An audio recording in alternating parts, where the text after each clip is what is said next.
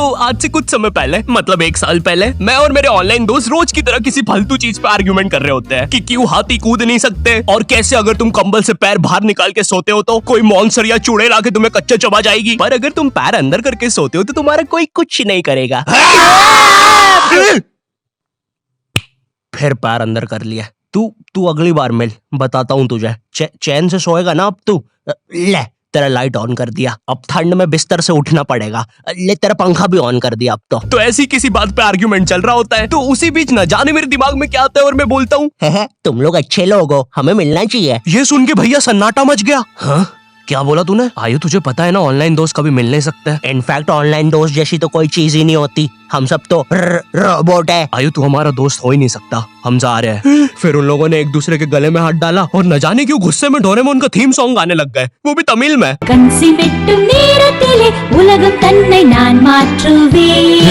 क्या? अब नहीं, ऐसा कुछ नहीं हुआ था। सॉरी गाइस, कुछ महीनों से जिंदगी थोड़ी सही नहीं चल रही है, इसलिए ऐसे जोक्स आ जाते हैं कभी कभार। खैर सरप्राइजिंगली मेरे ऑनलाइन दोस्तों ने मेरी मिलने वाली बात को सीरियसली लिया और इसी तरह हमारी Mumbai to Goa trip plan होती है, जो कि दिसंबर में थी। तो अब फास्ट फॉरवर्ड करते हैं सीधा दिसंबर तक ट्रिप का टाइम। तो अब कुछ रीजन की वजह से मुझे मुंबई प्लेन की जगह ट्रेन से जाना पड़ता है। नहीं, मैं एयरपोर्ट पर फटाका लगाता हुआ नहीं पकड़ाया था। थे कुछ रीजंस, थी कि सच में थे। तो मैं रात में ट्रेन में बैठता हूँ और सुबह में मुंबई पहुंच जाता हूँ। अब जो मुंबई पहली बार आता है ना, वो ना अलग अलग चीजों को देख के चौंकता है, जैसे वड्डी वड्डी बिल्डिंग्स, वड्डे वड्डे सुपरस्टार्स। और इधर मैं जैसे ही मुंबई के स्टेशन पे उतरा, ओ बहन की एलिवेटर स्टेशन पे, वो भी भाई साहब इसको एस्केलेटर बोलते हैं। एलिवेटर मतलब आंखों पे भरोसा ही नहीं हो रहा है। मैंने मम्मी को फोटो खींच के भेजी, मम्मी एलिवेटर, वो भी स्टेशन पे। भाई साहब एस्केलेटर होता है। देखो ये हमारे स्टेशन पे नहीं होते हैं, हमें पूरा ब्रिज पैरों से चढ़ना पड़ता है। और मेरे गांव के ब्रिज पता है बादलों में होते हैं। वो ब्रिज को इतनी ऊपर होने की जरूरत भी नहीं है, उसको किसी इंजीनियर ने भी नहीं बनाया है। ये गाँव के लोगों ने मस्ती मस्ती में उसको इतनी ऊपर तक बना के आ गए हैं। अब वो स्टेशन का ब्रिज ना आउटर स्पेस तक पहुंच चुका है। साला कुली लेके भी जाओगे ना तो थोड़ा ऊपर जाके तुम्हारी कुली को भी कुली करना पड़ जाएगा। भाई साहब कुली करना पड़ेगा। अरे किया तो है तुम्हें। अरे आपको नहीं, मुझे कुली करना पड़ेगा। रुको, कुली। हाँ जी भैया, इन्हें ऊपर तक छोड़िया हो यार। अरे पागल हो क्या मियाँ, ऊपर तक जाना है तो स्पेस सूट किधर है तुम्हारा? और ऑक्सीजन सिलेंडर लेके आए कि नहीं? ऊपर ऑक्सीजन बहुत कम है, हम लोग क्या बहुत ऊपर खड़े हैं मियाँ। देखो यहाँ से वो माउंट एवरेस्ट भी दिखता है। देखो आज की रात तो हमें ये सीढ़ियों पे सो के गुजारनी पड़ेगी। ऊपर पता नहीं कहाँ के खूंखार जानवर घूमते हैं। और सबसे जरूरी बात, हम लोगों के बीच में मैं सोऊंगा। मुझे मुंबई से अपने स्टेशन जाने में 10 घंटे लगते हैं और फिर अपने ही शहर के स्टेशन से घर जाने में 6.25 महीने। अब तुम बोलोगे नॉट योर टाइप, तो बहुत ही विलेज पीपल है। हाँ तो ठीक है, हूँ मैं, नहीं होते हमारे यहाँ पे एक्सलरेशन। भाई उसको एस्केलेटर। वीडियो को आगे बढ़ाते हैं। मुंबई जाने से पहले मुझे ऐसा लगा था कि वहाँ पे सब लोग मचाएंगे, एड़े चाले सीधे चाले, इस तरीके से बात करते होंगे। तो मैं भी ना फुल रेडी था। मैं स्टेशन से बाहर निकला और एक ऑटो रोका। तो सबसे पहले तो मैंने अपनी ट्रेन में खरीदी हुई 24 कैरेट आइस डायमंड चेन आगे करी। मैंने 20 रुपए में खरीदी थी, आगे अपना टाइम आएगा भी लिखा था, क्योंकि मुंबई में थे यार, थोड़ी अमीरी दिखनी चाहिए। कौन है अंबानी? है किधर रहता है वो? है क्या उसके पास ये? तो वो ऑटो वाला पूछता है किधर जाओगे? इधर मैं फुल मुंबई के स्वैग में। क्या बोलते ऑटो वाले? चाचा अंधेरी चलोगे क्या? चलो ना, मचाते ना अंधेरी में चल के। अंधेरी में तुम उजाला लेके आओ। ऑटो में क्यों बैठे हो? लैम्बोर्गिनी लाओ। ये अंधेरी में तुम आओ। क्यों चाचा? अरे भाग मादर है, कड़कती धूप में मुजरा दिखा रहे मेरे को। अभी भी ज्यादा दूर नहीं गए, ऑटो से चीप सकता हूँ। हम लोग हमारी मुंबई के अपार्टमेंट आ जाते हैं, वहाँ पर थोड़ा सा रेस्ट करते हैं, क्योंकि स्टेशन से अपार्टमेंट तक तो हम भगते भगते आए थे। वो ऑटो वाला पीछे पड़ा था ना। क्यों पीछे पड़े हो हमारे? जाओ ना। नहीं मजाक कर रहा हूँ। 700 रुपए की टैक्सी करनी पड़ी थी अपार्टमेंट तक। 700 रुपए की। 700 रुपए पता भी है कितने होते हैं? 700 रुपए में पता है तुम मुंबई में क्या क्या कर सकते हो? तुम कर सकते हो 700 रुपए में तुम 700 रुपए में वापस उसी टैक्सी में बैठ के स्टेशन जा सकते हो। भाई साहब मैंने 750 कर लिया है रेट। कितनी महंगी है मुंबई। तो अब मैं और मेरा दोस्त डेस्क, हम लोग हमारे बाकी 2 दोस्त से पहले आ गए थे। तो अब हमारे पास कुछ करने के लिए नहीं था। तभी मुझे मेरी एक फीमेल फ्रेंड ने मॉल में मिलने बुला लिया। तो हम लोग जाते हैं मिलने, वापस 700 लगा के। ये मुंबई भी ना। तो मेरी दोस्त ने ना मुझे एक मूवी देखने बुलाया था, अवतार। मूवी में ज्यादा कुछ खास था नहीं, कुछ नीले लोग नंगे होके पानी में भाग रहे होते हैं रोबोट मशीन से बच के। ये मूवी मैंने 3D में देखी थी, ज्यादा कुछ चेंज नहीं हुआ। अब बस वो नंगे लोग मेरे साइड से निकल के भाग रहे थे। हम ये जंग जीत के रहेंगे। सर वो सब तो ठीक है, वो आदमी कौन है? अरे वो हमारी मूवी देख रहा है 3D में। उसे तो मजा ही आ जाएगा जब हम सब नंगे होकर उसके सामने से भागेंगे। मेरी बात सुनो सब लोग, हम लोग उसके बहुत पास से भागेंगे लेकिन उसे टच नहीं करेंगे। जिमी मैंने तो अपने हाथ भी गीले कर लिए सुसु से। जैसे ही मैं नंगा होकर उसके पास से भागूंगा अपने हाथ उस पे लपलपा दूंगा। चीटों से उसे लगेगा मूवी और रियल है। मेरी जिस फ्रेंड ने मुझे मॉल में बुलाया था उस दिन उसका बर्थडे था और मैं इधर बेशरम बेहया खाली हाथ गया था, बिल्कुल उस लेंडू बच्चे की तरह जो बर्थडे पार्टी में खाली हाथ आ जाता है। फ्री का नमकीन और केक दे दो बस उसे। तो ये बच्चा इधर मैं था। चीजें अभी इधर खत्म नहीं हुई है। उस बंदी ने फिर मुझे गिफ्ट दे दिया। चीजें अब सीरियस हो गई है। दुनिया का सबसे बड़ा क्राइम इधर, ठीक है इधर है, और फिर आता है किसी के बर्थडे पे उनसे ही गिफ्ट ले लेना इधर। पहले तो मुझे समझ में नहीं आया कि ये बंदी मुझे टॉन्ट मार रही है कि सच में गिफ्ट दे रही है। मुझे उस समय इतनी ज्यादा शर्म की अनुभूति और आभास हो रहा था, मेरा मन कर रहा था उठ के भाग जाऊं वहां से।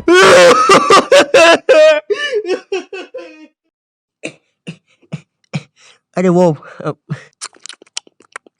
वो बाहर बहुत गर्मी है ना, इसलिए मैंने सोचा स्प्राइट पी लूं आके। और पेरी पेरी फ्राइज भी मेरे फेवरेट है।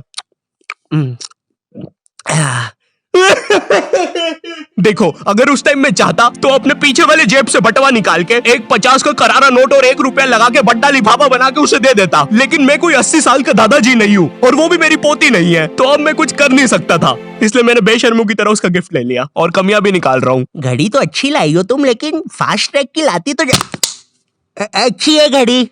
इस ट्रिप पर ना हमारे बहुत ज्यादा पैसे खर्च हो गए थे, इतने कि मैं अपने बेसमेंट वाले बच्चों को खाना तक नहीं खिला पा रहा हूँ। चुप रहो, मैंने कहा ना नहीं मिलेगा खाना। आप पैसे के लिए India number 1 opinion trading app Probo पे क्यों नहीं जाते? हाँ, आप बस यहाँ पे यस और नो का आंसर देके लाखों में पैसे कमा सकते हो। प्रोबो एक ट्रस्टेड ऐप है जिस पर 1 करोड़ से भी ज्यादा यूजर्स हैं। यहाँ पर क्रिकेट, फाइनेंस, एंटरटेनमेंट और कई सारी कैटेगरीज में क्वेश्चंस है। जैसे अभी T20 सीरीज में इंडिया वर्सेस आयरलैंड में कौन जीतेगा? इंडिया ही जीतेगी। तो मैंने यहाँ यस दबा के क्वांटिटी स्लाइडर को बढ़ा दिया। अब अगर मेरा ओपिनियन सही होता है तो मुझे रियल कैश मिलेगा। अरे लेकिन विराट कोहली भाई, मैंने आपको कब पकड़ा? यहाँ तुम गूगल पे, पेटीएम, यूपीआई की मदद से आराम से 24/7 विड्रॉ कर सकते हो। ओ बाय द वे मैं पुलिस हूँ, तुम्हारे बेसमेंट की जानकारी मिली थी और प्रोबो का लिंक डिस्क्रिप्शन में है। डाउनलोड करने पर हम सभी को 25 रुपए का वेलकम बोनस भी मिलेगा, तो अभी जाके डाउनलोड करो। रात तक मेरे बाकी दोस्त भी आ गए थे, तो फिर हमने मुंबई की फेमस जगह, अरे वहीं जहाँ सब लोग जाते हैं घूमने के लिए, वहाँ घूमना स्टार्ट कर दिया। लेकिन जब तुम तुम्हारे दोस्तों के साथ रहते हो तुम्हारे दिमाग में मस्ती रहती है। तो एक मॉल में हमें एक सांड वाला झूला दिखता है। अब उसे देख के एक 21 साल का मैच्योर आदमी क्या करता? पापा बहुत बीमार है, बहन की भी शादी करवानी है, मुझे लगता है सांडू मैं तुम पे घूमी घूमी करने के लिए थोड़ा बड़ा हो चुका हूँ। लेकिन मेरे 21 साल के दोस्त ने क्या किया? घूमी घूमी। अब यहाँ एक सांड को दूसरे सांड पे चढ़ता हुआ देख हमें भी मस्ती छूटी। हम भी भाग के वो झूले के पास। भैया और तेज चलाओ, भैया और तेज, भैया और चलाओ तेज। मैं मुंबई में एंग्री प्रास से भी मिला था, उन्होंने मुझे अपनी बिल्ली से खेलने दिया था और अपना मास्क भी पहनने दिया था। अच्छा चलो मास्क मैंने बिना पूछे पहन लिया था, कैमरा फुटेज में तो आ ही गया हूँ मैं वहाँ पर अपने मैनेजर सौरभ भैया से भी मिला था। हम लोग मुंबई में लास्ट में जुहू बीच पर गए थे। वहाँ पर सब कुछ बढ़िया था, ठंडी ठंडी हवाएं चल रही थी, सब कुछ बढ़िया था। लेकिन फिर आसमान में कहीं से उड़ने वाली बंदर प्रजाति छा गई। ये बंदर प्रजाति फुग्गे की बनी थी। मेरा नाम है बुबली बंदर, मैं इंसानियत पे कब्जा करने आया हूँ, तो चुपचाप अपने घुटने।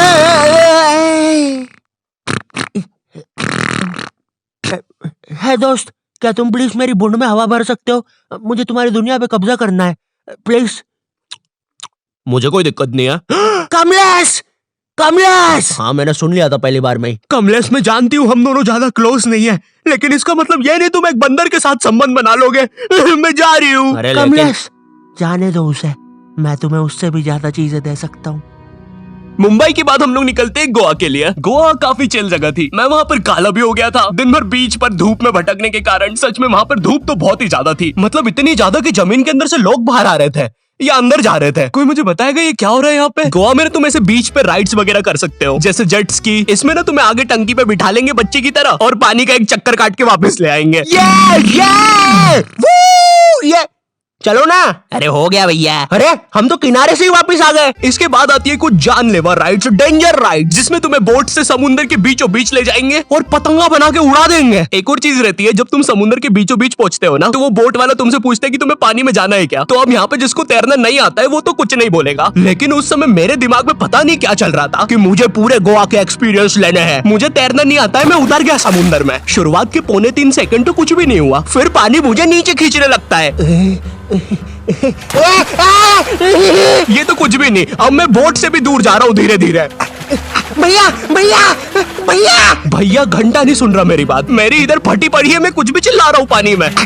भैया बीमारी है मुझे, ले लो ऊपर। भैया मैं माँ बनने वाला हूँ, ऊपर लो। उस समय कोई दूर से शार्क वार्क भी देख रहा होता ना तो उसे भी दया आ जाती। ओए बच्चे को क्यों परेशान कर रहे हो बे? चलो ऊपर लो इसको, खा लूंगा वरना इसे। चलो बेटा ऊपर चढ़ो तो। हाँ चलो चलो। जैसे तैसे वो बोट वाले ने मेरे को ऊपर लिया। अरे भैया क्या बच्चे ऐसे चिल्ला रहे थे? स्विमिंग सिखा रहे थे तुमको? अच्छा समुंदर में वो भी? तेरे को ड्राइविंग सिखाने का बोलता तो तू तो रॉकेट में बिठा देता मेरे को, पागल। सबने ना मेरा बहुत मजाक उड़ाया कि पानी में गया बच्चों जैसा रो रहा था, लेकिन वो कहते हैं ना सबका टाइम आता है। हम लोग ना उसके बाद एक बनाना राइड पे जाते हैं जिसपे तुम्हें एक बनाना शेप चीज पे बिठाते हैं और उसे नाव से खींचते हैं और बीच समुद्र में ले जाके फेंक देते हैं। तुम्हें पहले नहीं बताएंगे कि तुम्हें फेंकने वाले हैं। उसने हम सबको लेके गया और फेंक दिया। अब सब मुझसे भी गंदे रो रहे हैं पानी में। भैया हम मर गए। पीछे लाइफ गार्ड आ रहा है। और भैया इतनी दूर जाओगे तो सच में मर जाओगे। मेरे पास क्लिप पड़ी इधर सबकी रोते हुए, मैं लगा दूंगा। मैं तो करना अरे कुछ नहीं होता, नहीं करना, मैं मरना क्या? चुप रहो। नहीं करना भाई। पर खैर कुछ भी बोलो, ये ट्रिप मेरे लिए one of the best trip थी अपने दोस्तों के साथ। आई होप तुम्हें ये वीडियो पसंद आई होगी, और अगर नहीं भी आती है तो बस इतना सा रुक जाओ, ठीक है? बस इतना सा। मैं एक बहुत ही प्यारी चीज पर काम कर रहा हूँ, ठीक है? बस वो आ ही गई, ये यहीं पे ही है, बस आ गई। और अगर तुम्हारे पास भी किसी चीज का ओपिनियन है तो अभी प्रोमो डाउनलोड करो, तुम्हें वेलकम बोनस में 25 रुपए में मिल जाएंगे। पर खैर इस वीडियो को लाइक करना मत भूलना, एम करते 8 लाख लाइक्स के लिए, ठीक है? मुझे पता है तुम कर सकते हो, ठीक है? अभी करो। एंड चैनल पे नए हो तो सब्सक्राइब कर देना। मैं मिलता हूँ तुमसे नेक्स्ट वीडियो में जो कि बहुत जल्दी आने वाली है। तब तक के लिए बाय।